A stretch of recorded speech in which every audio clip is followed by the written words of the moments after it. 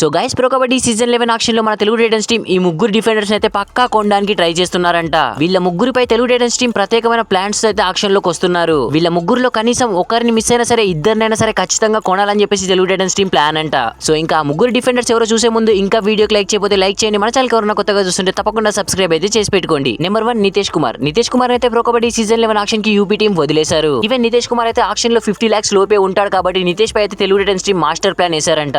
ఎందుకంటే present Nitesh Kumar form pro కబడ్డీలో చాలా అంటే చాలా అద్భుతంగా ఉంది. ఈవెన్ తన డిఫెన్స్ అయితే చాలా అంటే చాలా సాలిడ్ గా ఉంది. లోకల్ టోర్నమెంట్స్ లో అదరగొడుతున్నాడు. ఈవెన్ ఈ ప్లేయర్ కనుక తెలుగు టైటన్స్ టీమ్ లోకి వచ్చాడంటే డిఫెన్స్ యూనిట్ మొత్తం సెట్ అనే చెప్పొచ్చు. మంచిగా ఆడిస్తాడు. యాజ్ ఎ కెప్టెన్ గా కూడా టీం కు ఉండే అవకాశాలు ఉంటాయి. సో అందుకే తెలుగు టైటన్స్ టీం ఈ ప్లేయర్ పై మాస్టర్ ప్లాన్ వేస్తున్నారంట ప్రో కబడ్డీ సీజన్ 11 ఆక్షన్ లో. మరి తెలుగు టైటన్స్ టీమ్ లోకి నితేష్ కుమార్ వస్తే ఎలా ఉంటుందో కామెంట్ చేయండి. ఈ లిస్ట్ లో నెంబర్ 2 వచ్చేసి సునీల్ కుమార్ అయితే ప్రో కబడ్డీ సీజన్ 11 ఆక్షన్ కి జైపూర్ పింక్ ప్యాంథర్స్ టీం వదిలేశారు. అండ్ ఇంకా ఇది మాత్రం తెలుగు టైటన్స్ టీం కి ఒక వరం లా మారిపోయింది. ఎందుకంటే తెలుగు టైటన్స్ టీం ఎలా అయినా చేసి సునీల్ కుమార్ ని ప్రో కబడ్డీ సీజన్ 11 ఆక్షన్ లో కొనాలని చెప్పేసి స్ట్రాంగ్ గా డిసిషన్ తీసుకున్నారంట. ఎందుకంటే సునీల్ కుమార్ లాంటి ప్లేయర్ మనకు టీమ్ లోకి వస్తే ఖచ్చితంగా టీమ్ యూనిట్ అనేది సెట్ అయిపోతారు. మిడిల్ చైన్స్ మాత్రం వేరే లెవెల్లో అయితే ఉంటుంది. Even Sunil Kumar captain material కాబట్టి ప్రో కబడ్డీ సీజన్ 11 ఆక్షన్ లో తెలుగు టైటన్స్ టీం పక్కా టార్గెట్ చేస్తున్నారు. మరి సునీల్ కుమార్ ప్రో కబడ్డీ సీజన్ 11 లో తెలుగు టైటన్స్ కాడితే ఎలా ఉంటుందో కింద కామెంట్ సెక్షన్ లో కామెంట్ అయితే చేయండి. ఇంకా ఈ లిస్ట్ లో నెంబర్ 1 వచ్చేసి ఫజల్ అట్రాచెల్లి అయితే గుజరాత్ జైన్స్ టీం అయితే ప్రో కబడ్డీ సీజన్ 11 ఆక్షన్ కి వదిలేశారు. ఫస్ట్ చూసిన ఇద్దరు డిఫెండర్స్ కంటే ఈ డిఫెండర్ పై తెలుగు టైటన్స్ టీం చాలా అంటే చాలా ఎక్స్పెక్టేషన్స్ పెట్టుకున్నారంట ప్రో కబడ్డీ సీజన్ 11 ఆక్షన్ లో. అండ్ మోర్ ఇంపార్టెంట్లీ ఎలా అయినా చేసి ఫజల్ అట్రాచెల్లిని ప్రో కబడ్డీ సీజన్ 11 ఆక్షన్ లో తెలుగు టైటన్స్ టీం బై చేయాలని చెప్పేసి స్పెషల్ ప్లాన్స్ తో అయితే ఆక్షన్ లో అడుగు పెడుతున్నారంట.